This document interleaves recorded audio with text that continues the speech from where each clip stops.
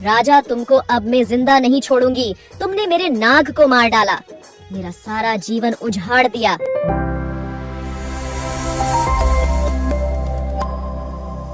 बहुत समय पहले की बात है।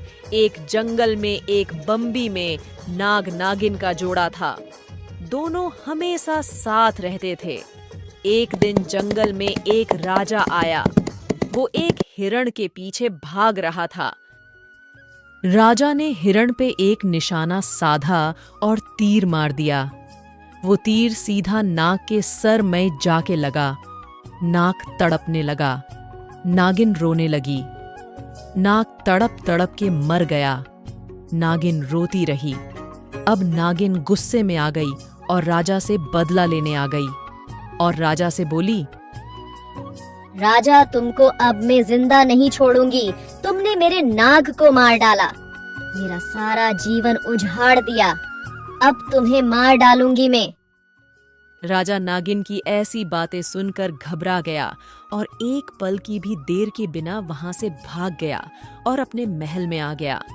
अपने महल में डर डर के रहने लगा।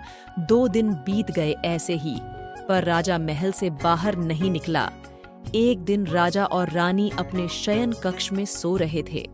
नागिन राजा को ढूंढते ढूंढते महल में आ गई और उनके कक्ष में पहुंच गई। राजा के बेड पर ऊपर आ गई। नागिन राजा और रानी को देख रही थी। अब नागिन का गुस्सा और बढ़ गया था। मेरी खुशियां उजाड़ कर कितने आराम से सो रहे हैं। अब मैं इनको नहीं छोड़ूंगी। इतने में रानी की आंख खुल गई और रानी ने नागिन को देखा तो चीख पड़ी।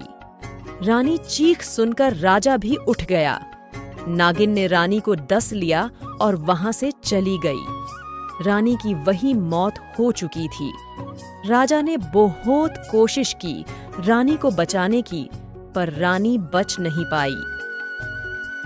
ऐसे ही कुछ दिन बीत गए। राजा ये सब कुछ भूल नहीं पा रहा था। महल में कैद सा हो गया था। तो एक दिन वह अपना मन बहलाने के लिए शिकार पर गया। शिकार करते करते काफी देर हो गई थी। अब महल वापस लौट रहा था तो जंगल में पीछे से किसी के रोने की आवाज सुनाई दी। राजा ने वहां जाकर देखा तो एक औरत रो रही थी। राजा ने उससे पूछा, कौन हो तुम और रो क्यों रही हो? राजा, मैं यहीं पास के गांव से हूँ। अब मेरा कोई नहीं है। मेरे चाचा मुझे मार देंगे, इसलिए मैं यहाँ छुप रही हूँ। तुम मेरे साथ चलो महल में और मेरे से विवाह कर लो। ठीक है।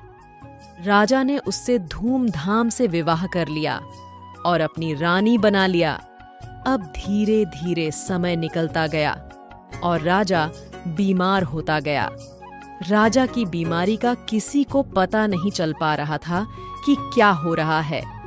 एक दिन राजा का बेटा एक तांत्रिक के पास गया और सारी बात बताई।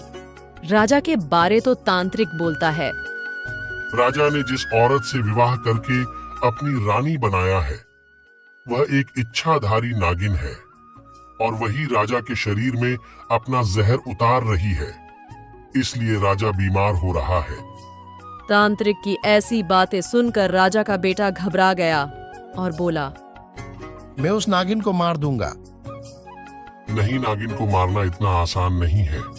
जब तक नागिन अपने असली रूप में ना आ जाए तब तक उसे मार नहीं सकते। तुम एक काम करना, आज रात उस नागिन के कक्ष में छिप जाना। जैसे ही वह अपने असली रूप में आए उसी वक्त मार देना।